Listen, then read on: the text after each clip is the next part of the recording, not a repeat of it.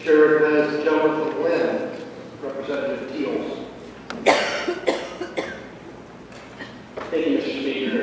Appreciate the opportunity to talk for just a few minutes today after listening to the public hearing last night and all the speakers that came to us to share their view both for and against, and listening to the debate here on the floor. I'm not sure exactly what I have to add, but feel compelled because the basic rights that we're discussing here today to do so, and I'll talk a little bit about that later on.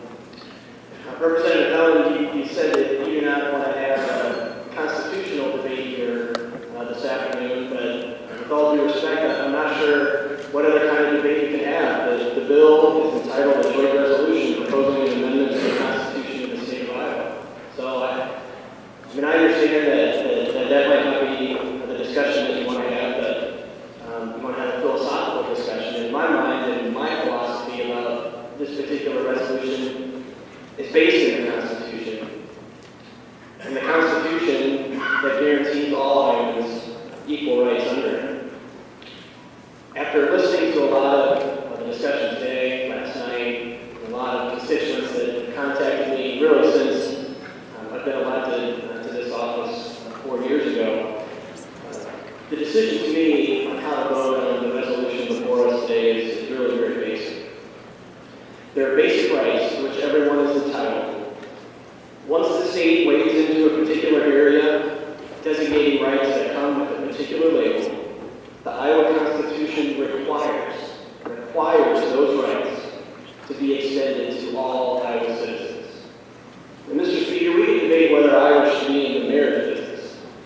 And a lot of the speakers last night, in fact, one sticks out of my mind and said that this discussion is above our pay grade.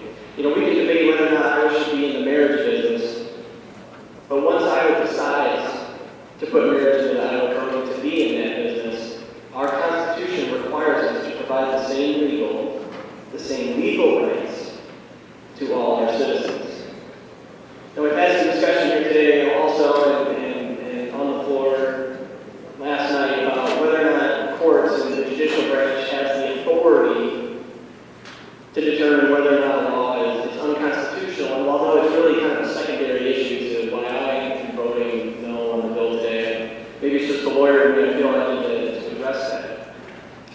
To deny that the judicial branch has the authority to determine whether a law is constitutional is to put this chamber's authority above the Constitution. It is to say we can pass whatever law we want without regard to the rights and responsibilities enshrined in our Constitution. And to paraphrase Chief Justice Cady and some of his words that he shared with us, if that's the case, if we're more powerful than the Constitution, then why even have a Constitution? Mr. Speaker, 2.5 years ago was one of the happiest days of my life. My son was born on March 20th. And one of the toughest days was the following Monday. I had to leave him and my wife Sarah return to the Capitol to continue the business as a lawmaker. It's one of those drawbacks to serving the folks of House District 38, and one that I'm sure that many of us, many in this chamber also face. The honor of representing folks of Southeast Cedar Rapids makes that decision worthwhile. But it is always tough to leave the house Monday morning, especially now that my son can talk, and ask me why I have to go for the week. But this is the reason why I feel compelled to rise today.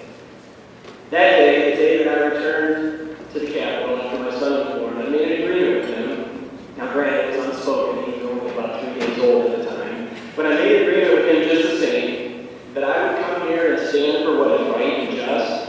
I would stand for equal rights, and on important issues facing our state, I would weigh in and speak up.